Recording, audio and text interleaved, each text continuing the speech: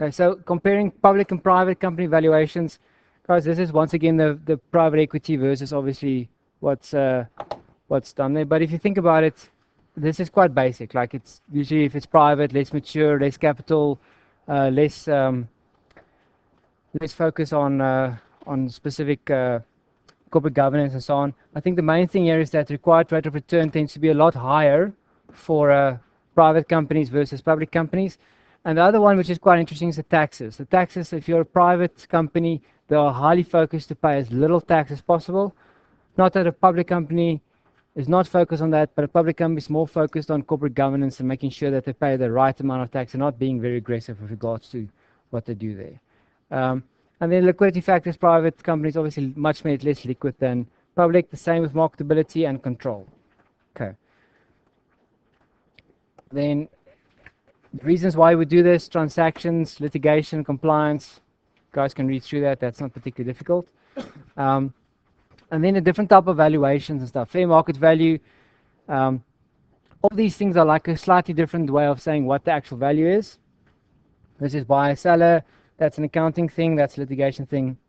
It all comes down to basically the same answer. Okay, the investment value is the one that's very different because it will determine if a company might want to buy another company for a very specific reason. So if you look at the reason why this Israeli company is going to buy or has made an offer for Clover, it's got to do a lot more of the logistics of it, and they can take their products from Israel, bring it here, and there's going to be a much better market for it versus the product that only Clover has. So there's definitely synergistic value for them with regard to that. And then intrinsic value, we've already mentioned that. That's if you have perfect knowledge of the asset. And then if you look at the different approaches, income, market, asset-based, guys, we've gone through this. Income, DCF, market, multiples, and comps, asset-based, NAV. As easy as that. And then the life cycles, early stage, growth, mature phase. That's a different, the three-stage model that we did with the dividend discount model.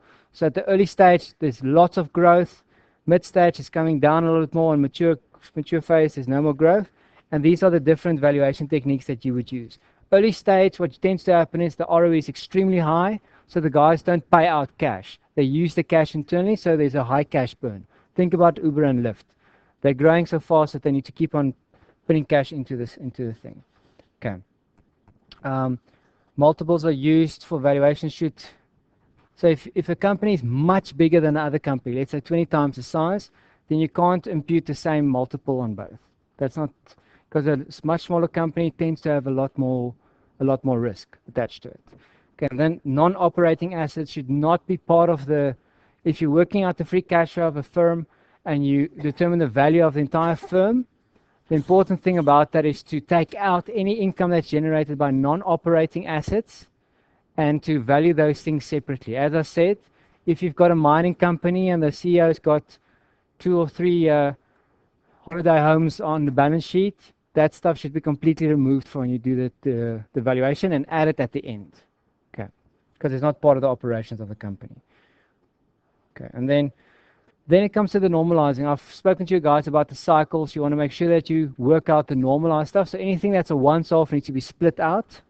And these are the various stuff that you can do with regard to that. So non-recurring items, there might be a big tax benefit, or like if you think about Comair. Comair just got awarded this massive amount from SAA, like 1.2 billion or something. It's like 40% of the market cap over the next 3 years. That's a non-recurring item. They won it once and they're not going to get it again. Okay, that's a big benefit for them though.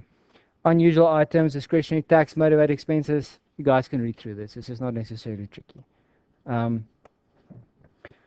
then how to calculate these things. Literally, we just did this, so you guys can go through that. The one that's a little bit different when it comes to the private company is the excess earnings method. So you take the firm's actual earnings and you deduct the required rate of return. That'll be the excess earnings. Alternative words for that is residual income. Okay, it's exactly the same. The only difference now is with the residual income, you have the you obviously have the book value and a bunch of other stuff, whereas with this thing, you might not have as much information. So what you're going to use the fixed asset plus the working capital, and you're going to multiply that by the required rate of return, which in this case will probably be the weighted average cost of capital. Okay, and then you're going to get to the intangible value of the thing. So if the fixed assets and the working capital added together is going to, let's call it 50 million, and you work out what the value of the firm is, then when it comes to 100 million, it's going to come to a point where you say, okay, you know what, the intangible asset, which is goodwill in this case, it's going to be 50 million, because that's going to make up the difference of the thing. Okay. Does that make sense, guys? Because you determine the value of the thing, so there needs to be additional value on the balance sheet, and that's actually the goodwill component. So if you sell it, that's the intangible value of it, because of whatever the client's contracts or the earnings potential of this company. Okay, the following issues need to be addressed when looking at estimating discount rate for private companies. Size, premium, if it's very small, you're going to have a high discount rate. Debt issues, they don't get access to debt easily. I mean, that's quite self-explanatory, because guys don't want to take the risk on that. Acquirer's cost of capital. Important thing about that, if you're buying a smaller company, you don't want to give away the benefit to the guy that you're paying whatever to buy the company for. So if your cost of capital is 10%, and this guy's cost of capital is 20%, you're not going to say, you know what, let's use 10% to discount the thing back. You're not going to do that. You're going to use the target's cost of capital, because you want to pay as little as possible. And then projection risk, obviously these guys that's selling the company is the private company is always way too positive. So they're going to give you way too positive projections. Management might be very, very inexperienced, or the corporate governance is shocking. So you need to put more board members, and you need to sort out a lot of stuff. And then life cycle, depending on where they are. Maybe it's very early stage, they need more funding and so on. That's the stuff that you will take into account when you're looking to determine the discount rate of the company. Okay, we've gone through that CAPM, extended CAPM, and build-up method. The main thing about the extended CAPM, you're just adding additional risk premiums, and the build-up method you've kind of gone through as well. You start and just adding random factors because you think it's more risky. Okay, now this is slightly different to what you were used to. So market approach when it comes to private companies. Large private company valuations are normally valued at the following multiple: market value of invested capital divided by EBIT or EBITDA. Okay, the other way that you can look at something like that is almost like an EV to EBITDA when it comes to public companies. Okay, now there's a few different ways that you can use this. Prior transaction, guideline transaction method, or public company method. The big difference between those is one's got a control premium built into it, the other one does not. Okay, that's important. So when it comes to the guideline public company method, you're going to use multiples of comparable public companies. You're going to make adjustments because it's a private company, but the big thing here is that you do not have a control premium in it. So a control premium will need to be estimated, because once you have the multiples, that's what it's trading on the JSE or whatever exchange it's on, and then obviously you have to add a control premium if you want to buy this thing out and take control of it. Okay. When it comes to the guideline transaction method, other companies that were taken over, what were they sold for? The important thing there is already a control premium built into that, because that is what it actually went through as. So this is what is trading on the JSE at, the comparable multiples you're using, and you're adding a control premium to the offer you're going to make. This one here has already got the control premium built into it, because you're using a multiple, or you're using comparables where the guy's already built in a control premium.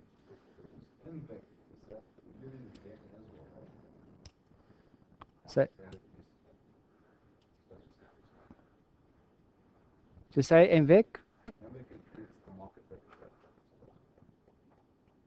No, because you're not using when you're doing this, you're using the operating asset side of the balance sheet, not the funding side. You're using the operating asset, all the operations, non-current and non-current, of the balance sheet to infer what the other side should be.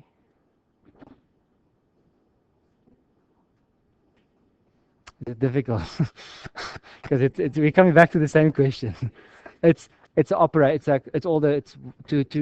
market value of all those assets. So it's similar to an enterprise value, but remember, enterprise value would look at it not from the operating asset side, or look at it from the funding side.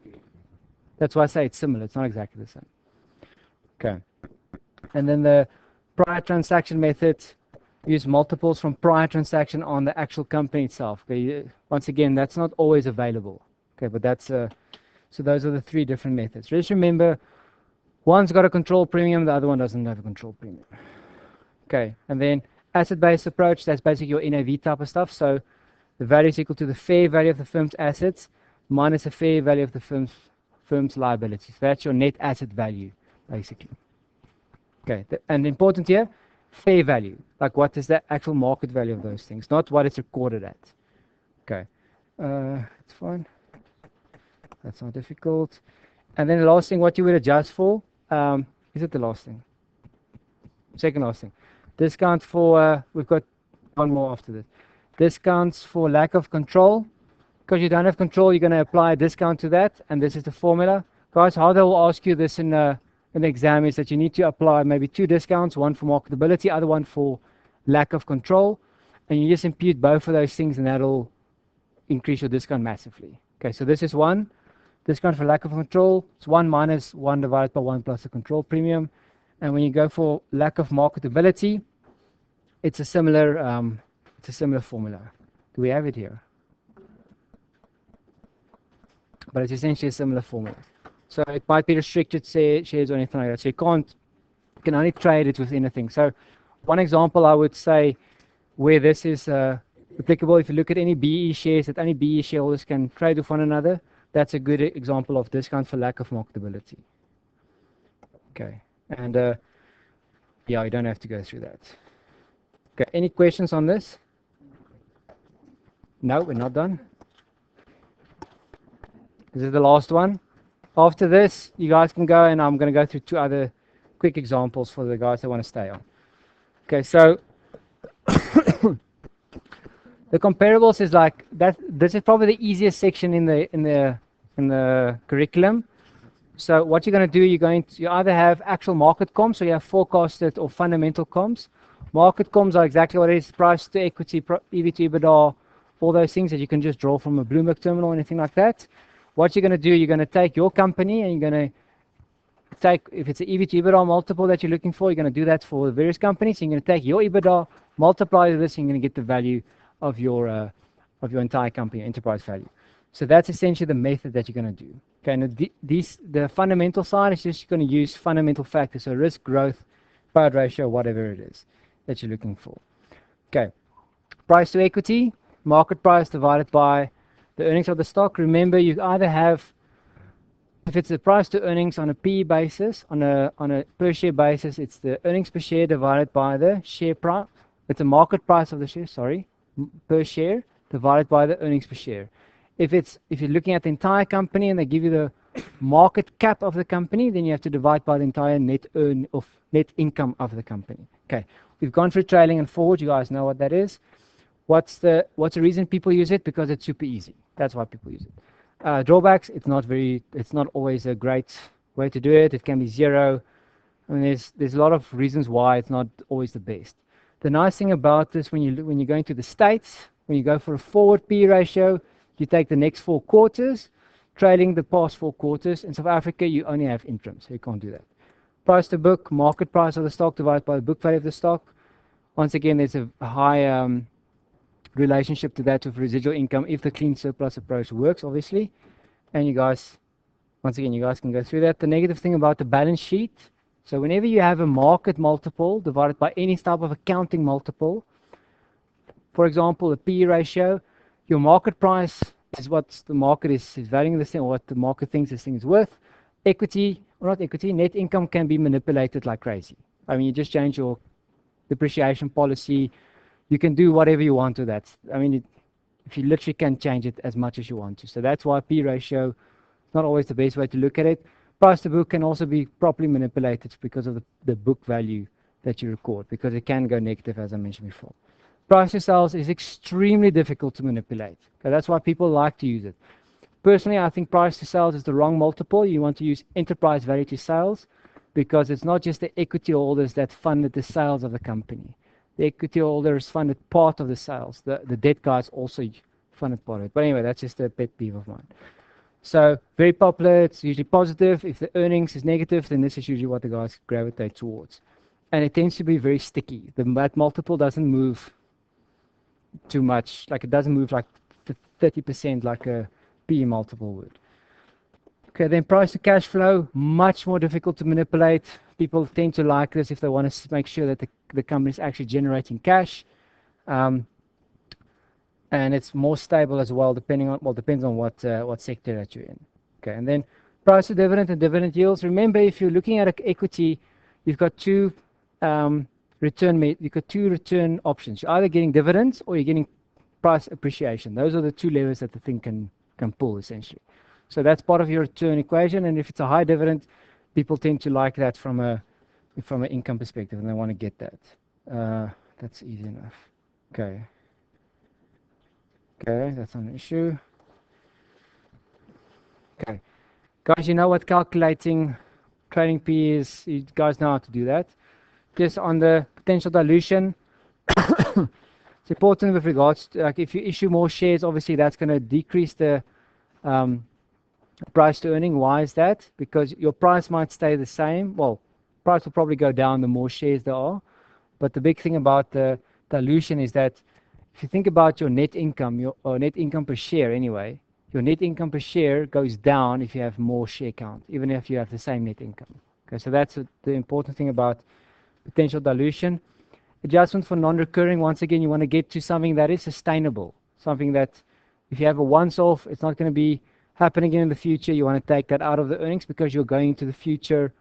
You want to project what you think this thing is going to be worth. And then obviously, as I mentioned before, with where you want to exit this thing, you don't want to exit it at the top and you don't want to exit at the bottom. You want to exit it in the middle or close to the middle. You can see what's going to happen. Okay. This is just an example of they take the average and they work it out. I think it's quite self-explanatory. So dealing with extreme zero or negative earnings. Once again, if it's due to accounting reasons, you can adjust the stuff to a normalized number. If it's not positive, you're obviously going to try and use a different multiple. Okay, but once again, if it's negative, then another way that you can do it is you can do the earnings yield. The earnings yield is just the inverse of the price to equity. So if you think about your dividend yield, the dividend yield is your dividend divided by your price. Your earnings yield is your earnings divided by your price. Okay, that's essentially what the difference between those two are.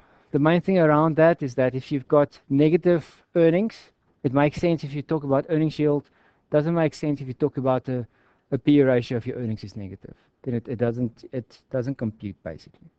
Okay. Let's go through that. That's not a problem. We've gone through this and through, well, quite extensively. Any questions on that? Okay. Justified price to book, ROE minus G divided by R minus G. That's using Gordon's growth model, and you're basically dividing by the book value. Growth, I mean, you guys can read through this. Okay. This is what we've gone through with regards to the residual income the whole time. Okay. Okay. Justified price to sales. All that you're doing is you're taking your price dividing by sales, and you get to this number. Guys, that's your net profit. Okay, so you're just using the Gordon growth model, and you're dividing it by a certain, well, both sides of the line or the equation by a certain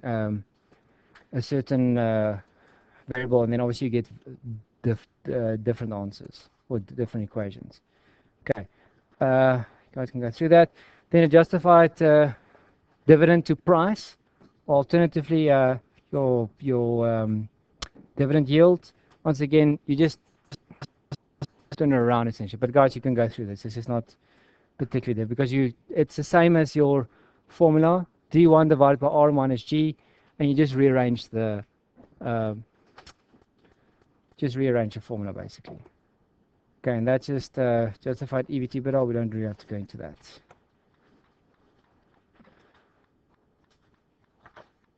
No, we don't need to go through that. Okay, guys, this question is just a plug and play. They'll give you the betas and they'll give you the variables, so I don't need to go through that. That's exactly the same. So that's cross-sectional. So you've run regressions. They can't ask you to run a regression in an exam. They're just going to give you the answers anyway. Okay, they're going to give you the question and give you the inputs, and you just have to put it in. Let's do the same thing. Okay, and comparables, very quickly, I've got a retail company. I want to determine the value of that by using a P ratio. What I'm going to do is I'm going to select all the retail companies on the JSE, work it out, average them out, get to a P ratio. I'm going to take that P ratio, impute that on my company's earnings. Then I get a price of the company that I've got, the retail company, and that is how I would do it from a comps perspective. Okay, I can do this for price to book, price to sales, price to whatever. That's how you would run a benchmark or run a comparable valuation. Okay. Peer company, I mean, you need to look at this stuff, like why is the P ratio high for this one, why is the P low for this one, so you can make adjustments to that, but you need to select the right peers, and that's basically the big thing around that. If a company's got a higher P ratio than the other company, the tendency is that that company's got a higher growth projected. And then we come back to that present value of growth opportunities. If it's the same risk and stuff of the two companies, then obviously the one company's got a lot more growth than the other company. You guys can go through that. That's going to drive the big factors on the price to sales, why there's a big difference. Okay, that's not a problem. That's very similar to the previous one. You're just using the means. Okay, the PEG ratio. What the PEG ratio does, it looks at a P ratio and it divides it by the growth. It doesn't divide the growth by the percentage. It provides, what it does is it says PE divided by expected earnings growth times 100. So it's not in this formula. It should actually, so there should be an absolute number times 100. Okay, why is that? So what will happen if your company's got a 10% growth and the PE is 10? It means the PEG is 1.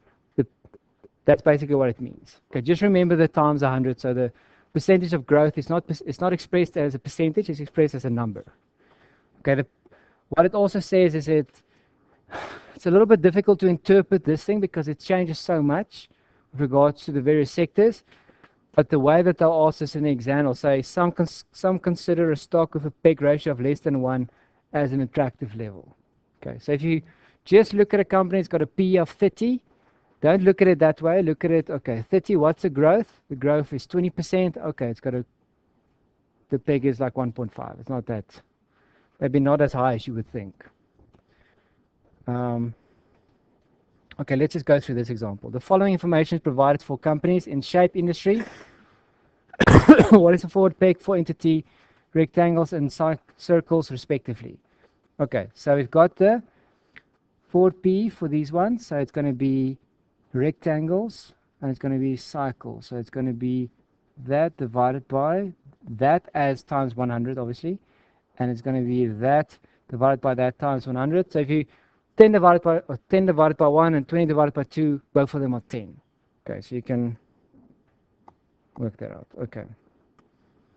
And then terminal values, we've done that already. You can have a terminal value that you exit depending on what multiple you want to use, and then you discount it back to today to get the right one, to get the relative value. Okay, required rate of return 12, E5 is 5. Okay, this is a good one. Okay, required rate of return of the entity is 12%. Okay, earnings in year 5 is 5. The industry average P is 20, ROE is 15, and the payout ratio is 0.4. What is the terminal value based on comparables? Okay, it's a little bit difficult because they didn't say for in year 5 or in year 1. Okay, what you're going to do is you're going to say 20 is the ratio, so your P ratio of 20 times your earnings in year 5 is going to be 100. So in year 5, this thing is worth 100, whatever, rand or dollars or whatever it's called. Okay, now that's your terminal value. If you had to do this in the exam and there was no dividends paid or anything, then there's no cash flow, so it's only that cash at the end. Discount that back by 5 years by the 12%, so 1.12 to the power of 5 in the denominator, and you get your present value. Okay, that's the thing there.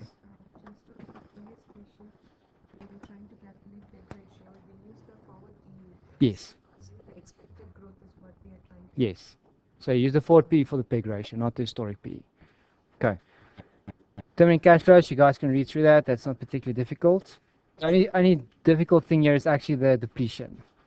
And the one thing about price to sales, it's it's a very unique thing in the CFA exam. It's net sales. So it's sales minus returns or whatever they call it. So it's net sales. It's not gross sales. That's fine. Okay, then EV to EBITDA. Why would you use EV to EBITDA? That's what bankers love, or corporate finances love this ratio. Why? Because you can actually change the capital structure. It doesn't take into account the interest rate that you're paying. It doesn't take into account the depreciation policy that you're imputing on this thing, and it's usually positive. Okay, so even if you take a thing like Make My Trip, that's hell of a negative when it comes to earnings, at least it's got positive EBITDA. Okay.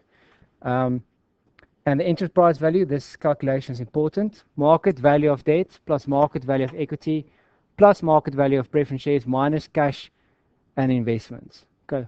Why do you deduct the cash and investments? The reason for that is when you take over this company completely, you take over everything, like the debt and the whatever. And if you pay cash, it's a 1-for-1. I pay R1 in and I get R1 out. That's why you deduct it, because it's not relevant. Okay. That's fine. Okay, P and cross-country comparisons. There's a variety of reasons why it might be different. Tax reasons, accounting reasons. You can choose. Inflation is also a big one. So if you look at India, P ratio is massively high, but then again, inflation is also higher there than in other countries. And the growth there is also considered much, much, much higher. Okay. And then unexpected earnings or earning surprises. Guys, if a company is expected to have $1 per share in this quarter and it reports $1.10, you can guarantee, well, depending on how it's made up, but you can guarantee that that thing's going to go up. Okay, so that's an unexpected earning surprise, and this is the way that you would calculate it. So EPS reported minus the expected. If it's a positive earning surprise, then it's very, very good. And you can calculate the standardized unexpected earning surprise by that formula. Just know that if you always, what the guys tend to want to do, if you're a manager of a company, you always want to tend to guide the guys lower so that the guys are not, when I say guys, I'm talking about the sell side community. So there's always a positive surprise and people are more positive about your stock. Okay. You guys can read that, that's fine. Okay, that's not a problem. And then this is basic arithmetic. I'm not going to go through that. Okay, that's it. I'm going to just record. I'm just going to stop this and record it. Those that want to leave, more than welcome to leave. I'm going to just go through 2 examples after this. And it's going to be the private equity thing as well as the residual income. I will record it, yeah. Okay.